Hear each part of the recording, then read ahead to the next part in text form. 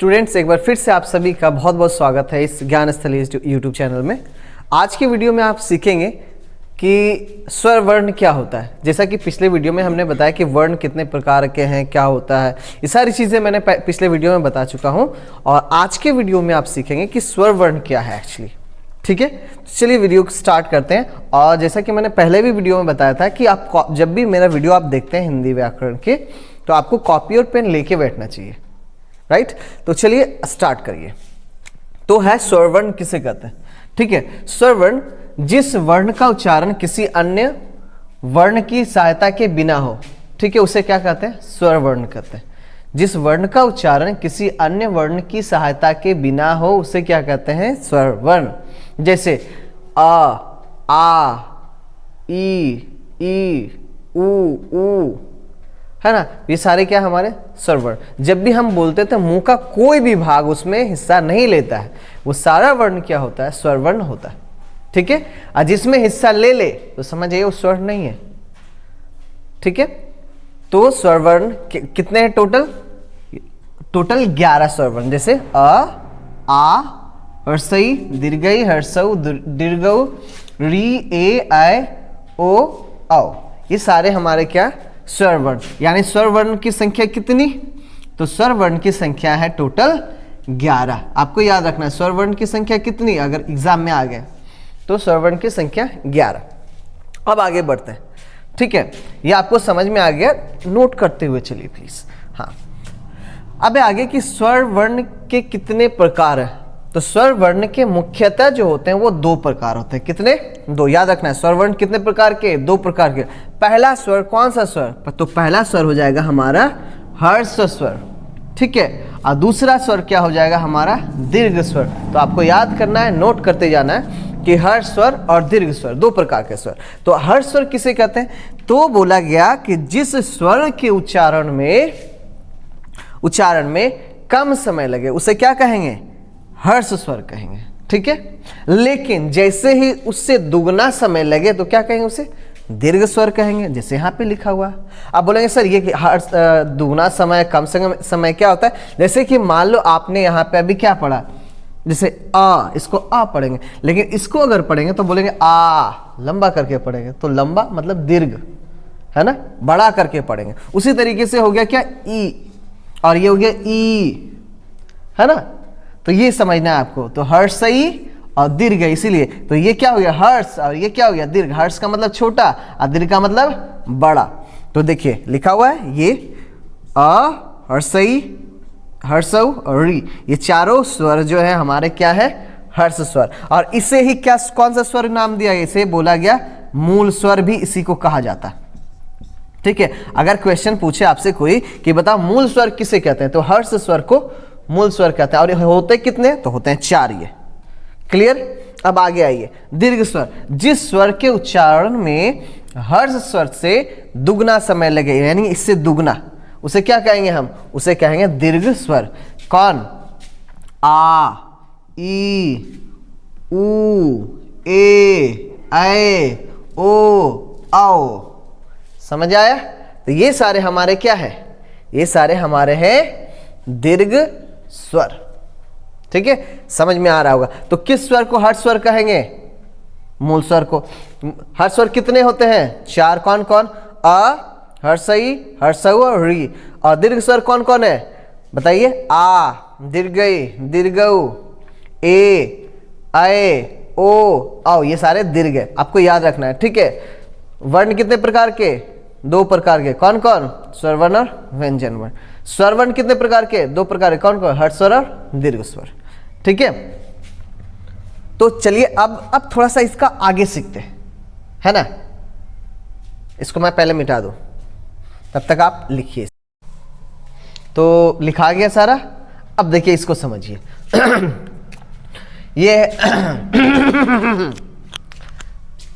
ये क्या है, संयुक्त स्वर। क्या है, संयुक्त स्वर। अब संयुक्त स्वर किसको कहेंगे, तो आपने अभी पढ़ा था दीर्घ स्वर में आए और आओ, ये दोनों है दीर्घ स्वर, लेकिन इससे क्या कहा गया, इन दोनों का नाम दिया गया संयुक्त स्वर, क्योंकि ये संयुक्त किसको कहते हैं, जो 2 से मिलके बना। तो ये दोनों ना 2 से मिलके बना। कौन कौन, पहला स्वर अ और दूसरा ए, बोल के देखना आ ए, बीच में ब्रेक नहीं लेना, आए। हो गया? ठीक है, क्लियर है? यस। उसी तरीके से आओ, आ ओ, आ ओ, अब बीच में ब्रेक नहीं लेना, आओ आओ, मतलब कि शक्ति कपूर। ठीक है, तो वो वाला आओ नहीं है, ये अलग आओ है। ठीक है, तो ये क्या है? आओ। क्लियर, समझ में आ गया? तो ये दोनों को क्या बोलेंगे? संयुक्त स्वर, याद रखना। अब अगला होता है स्वर में दो, जो ना तो स्वर होता है वो, ना तो व्यंजन होता। ठीक है, अन और आ, इसका जो सिंबॉलिक मात्रा जो है ऐसे इस तरीके से होता है, और इसका जो होता है इस तरीके से होता है। ठीक है, अन और आ, ये ना तो पूर्णतः व्यंजन है और ना ही पूर्णतः स्वर। ठीक है, तो इसका यूज जो होता है, इसका जो प्रयोग होता है वो मात्रा के रूप में ज्यादा होता है। ठीक है, और ये इन दोनों को हम लोग क्या करते हैं, इसको खास करके इसको अनुनासिक भी बोलते हैं। तो अनुनासिक स्वर आगे पढ़ेंगे उसको।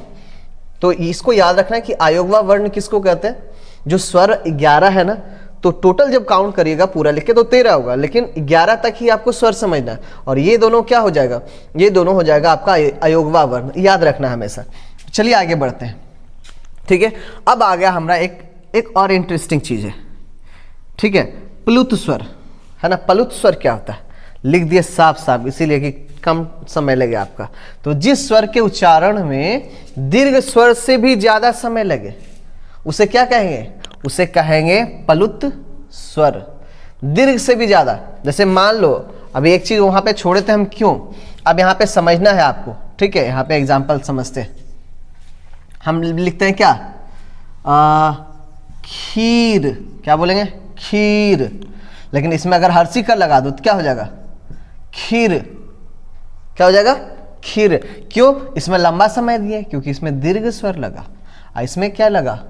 हर्ष स्वर। तो यही चीज समझना कि जहां पे खीर हो रहा तो दीर्घी कर, जहां पे हर्षी कर हो रहा वहां पे मतलब शॉर्ट में बोलना है खीर। जैसे बोलते हैं गिर, गिर है ना, लेकिन बोलेंगे ऐसे गिर तो अलग चीज हो जाएगा, ये कुछ अलग ही हो जाएगा। तो ये चीज आपको समझना है यहाँ से। ठीक है, हर्ष और दीर्घ का।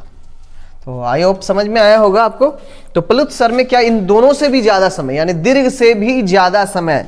अब देखो कैसे हम बोलते हैं ओम, तो इसमें लंबा समय ले लिया, दीर्घ से भी ज्यादा ले लिया। हम बोलते हैं हे राम, बहुत लंबा समय ले लिया। जैसे ही हम लंबा समय लेते हैं यानी दीर्घ से ज्यादा समय लेते हैं तो वो हमारा क्या होता है? प्लुत स्वर। और कभी कभी एक और बात हो जाता है जो लिख दिए नीचे, कि इसका प्रयोग किसी को दूर से बुलाने के लिए किया जाता है। आपका छत पे है ना, एगो मेरा छत पे होने, ठीक है, हम बुला रहे हे रे फलनवा, हे रे, लंबा करके बोल दिए। और जैसे ही लंबा करके बोले तो कौन सा स्वर हो गया? ये हो गया हमारा प्लुत। ठीक है, तो इसको जल्दी से लिखिए, आगे फिर लिखाने वाले हैं दो चीज और। तो लिख लिए। अब देखिए यहां से समझिए फिर से। अभी हमारा क्या? आगत स्वर। तो आगत स्वर किसको कहते हैं? तो ये स्वर आ और ओ के बीच का स्वर है। ठीक है, ध्यान से समझना। क्या? ना तो ये आ है ना तो ओ है क्या? आ। क्या? आ, है ना। और देखिए इसका प्रयोग कहां होता है ये समझ जाइएगा तो आपको सब समझ में आ जाएगा। इसका प्रयोग विदेशी शब्दों में ज्यादा होता, आपको समझना है। विदेशी शब्दों में क्या होता है? ज्यादा होता है। क्लियर? जैसे हम बोलेंगे इसको क्या? कॉल। देखिए काल, जैसे कॉल आता है ना, आप लोग का फोन में आता ही होगा कॉल, तो आपने बोलते मेरा कॉल आ गया, नहीं, ये नहीं बोलना होता है। मेरा कॉल आ गया, ये नहीं बोलते मेरा कॉल आ गया, ये भी नहीं बोलते। बोलते क्या है? कॉल आ गया मेरा। उसी तरीके से मॉल, ना तो मोल बोलेंगे ना तो माल बोलेंगे, दोनों गड़बड़। ठीक है, ये होगा क्या? तो मॉल होगा, मॉल। ठीक है, उसी तरीके से ना तो कॉपी होगा ना तो कॉपी होगा, दोनों गलत है। ठीक है, आप बोलेंगे इसको क्या? कॉपी, क्योंकि ये क्या है? विदेशी शब्द है, इंग्लिश का वर्ड है। उसी तरीके से क्या बोलते हैं हम इसको? टॉफी, ना तो टॉफी बोलते हैं ना तो टाफी बोलते हैं उसके बीच वाला। तो इसको ध्यान रखना है। इसको, इसी को हम लोग क्या बोलते हैं? आगत स्वर। क्लियर हो गया होगा आपका। अगला अनुनासिक। ठीक है, इसको ध्यान से समझना है। अनुनासिक स्वर किसको कहते हैं? तो जिस शब्द का उच्चारण करते समय हवा मुंह के साथ साथ कहा? नाक से भी बाहर निकलता है। जैसे बोलते हैं आ, अन, है ना, ये सारा इन, ये सारा स्वर क्या है हमारा, ये हमारा अनुनासिक स्वर है। ठीक है, ध्यान से समझना। ये देखिए मैंने दो ऐसे लिख के रखा कि ऐसा भी हो सकता है और ऐसा भी हो सकता है, ये दोनों अनुनासिक के अंदर आएगा। ठीक है, जैसे कि मान लो आ में ये बिंदा लगा दिए, ठीक है, और आ में भी ये चंद्र बिंदु लगा दिए, ठीक है, ई में बिंदी लगा दिए, दीर्घई में बिंदी लगा दी, ये सब क्या हमारा, ये सब जब बनेगा तो ये हमारा अनुनासिक स्वर बन जाएगा। ठीक है, जब इसमें ऊपर ये लग जाएगा तो अनुस्वर लग जाएगा, तो है ना। तो ये चीज आपको ध्यान से समझना है और हमेशा याद रखना कि अनुनासिक स्वर किसको कहते हैं। तो चंद्र बिंदु को बोलते हैं पहला, और दूसरा बोलते हैं अनुस्वर को। ये दोनों हमारा अनुनासिक स्वर है, और ये स्वर के साथ जब यूज में आता तब उसको बोला जाएगा अनुनासिक। ये चीज आपको समझना है, कंफ्यूज नहीं होना है। ठीक है, तो इसका तो ये हो गया और ये भी हो गया, दोनों हमारा क्लियर है ना। अब इसको लिख लीजिए, जल्दी से आगे बढ़िए, फटाफट थोड़ा जल्दी करिए। तो लिख लिए वो भी। अब देखिए ये मात्राएं, ये लास्ट है, स्वर वर्ण का लास्ट है ये। ठीक है, तो मात्राएं किसे कहते हैं, यहाँ पे छूटा हुआ बिंदी। ठीक है, मात्राएं किसे कहते हैं, बोला कि जब स्वर वर्ण का प्रयोग व्यंजन वर्ण के साथ किया जाता है तो उसका स्वरूप बदल जाता है।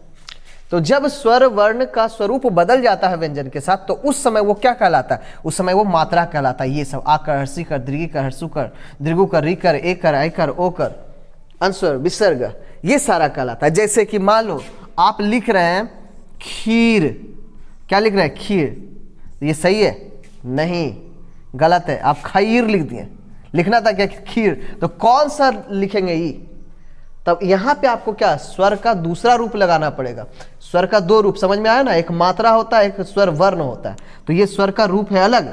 ठीक है, खीर लिखने के लिए आपको मात्रा लगाना पड़ेगा उसमें, लेकिन आप जब ये लिखेंगे तो ये क्या हो जाएगा, खीर हो जाएगा, खीर।